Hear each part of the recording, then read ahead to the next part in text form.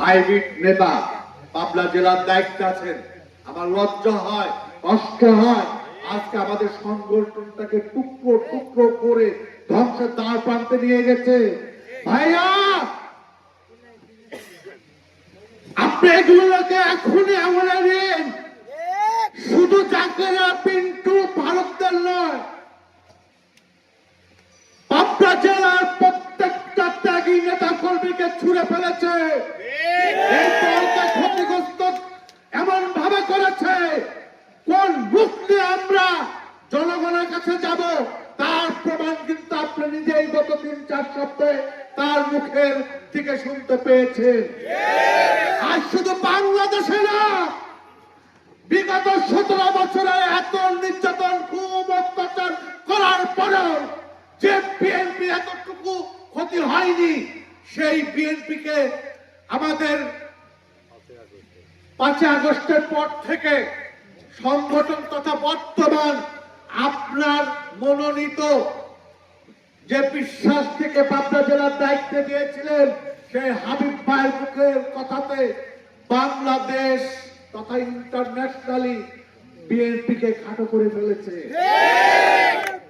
আজকে বিএনপি কে নিয়ে বাজে বাজে বক্তব্য দেওয়ার রাস্তা করে দিয়েছে। আজকে বিএনপির দিকে আঙুল তুলে নানান রকম বক্তব্য মিছিল হচ্ছে। আমি জানি বাংলাদেশ জাতীয়তাবাদী দল এত দেউলিয়া হয়নি ভাইয়া, যে এমন একজন মানুষের জন্য এই লোকটি এত অপরিহার্য হয়ে উঠেছে। আমার বিশ্বাস, আমি বিশ্বাস করি আপনার এই নেতা কর্মীরা এই রাজপথে বিশ্বাস করে এখনো বসে আছে। দেখুন, তারা বিশ্বাস করে আপনাকে পদক্ষেপ নেবেন দলের এই ভাবমূর্তি উদ্ধারের লক্ষ্যে। আপনাকে আবার অভিনয়ের সঙ্গে অনুরোধ করি, এই বিষয়টা অত্যন্ত গুরুত্বপূর্ণ হয়ে উঠেছে। ঈশ্বর দিয়ে আজ ধরে আপনার সারা দেশে কিন্তু হাবিবুর রহমান হাবিবের কারণে বিএনপি কে বিতর্কিত কথা শুনতে হয়। কথায় কথায় যে সে মিছিল বের করে জুতা মারছে, স্যান্ডেল মারছে, সেখানে বিএনপির নাম ধরে গালাগালি মারছে। তাহলে এই পূজা কেন আমরা বলবো? বিএনপি এত কেউ না হয়ে যায় নাই। আপনার লক্ষ লক্ষ নেতা কর্মী আছে, যা আপনার বাবা, আপনার আব্বা, আপনি তৈরি করেছেন আমাদের এই প্রজন্মকে। ভয় নাই ভাইয়া, কোন ভয় নাই।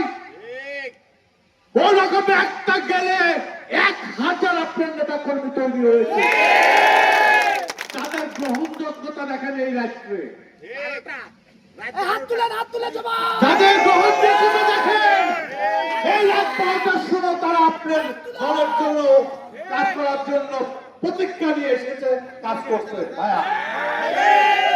তাই সর্বোপরি আর আপনাদের কষ্ট দিতে চাই না, অনেক কষ্ট করেছেন, তবে আপনারা সুস্থ থাকতে পারেন ইনশাআল্লাহ। হবে পরিশেষে আপনাদের স্মরণ এখান থেকে অনুষ্ঠান শেষ করে সুস্থভাবে বাড়ি যাবেন এবং সারাদিনের ক্লান্তি ঝেড়ে একটু ঘুমাবেন এবং আপনাদেরকে সুস্বাস্থ্য এবং দীর্ঘায়ু কামনা করছি। এই বলে আমার এই আজকের এই কর্মী সম্মেলনে আমার বক্তব্য শেষ করছি। খোদা হাফেজ। বাংলাদেশ জিন্দাবাদ, শহীদ জিয়া অমর হোক, খালেদা জিয়া জিন্দাবাদ, তারুণ্যের অহংকার তারেক রহমান জিন্দাবাদ, জিন্দাবাদ, জিন্দাবাদ।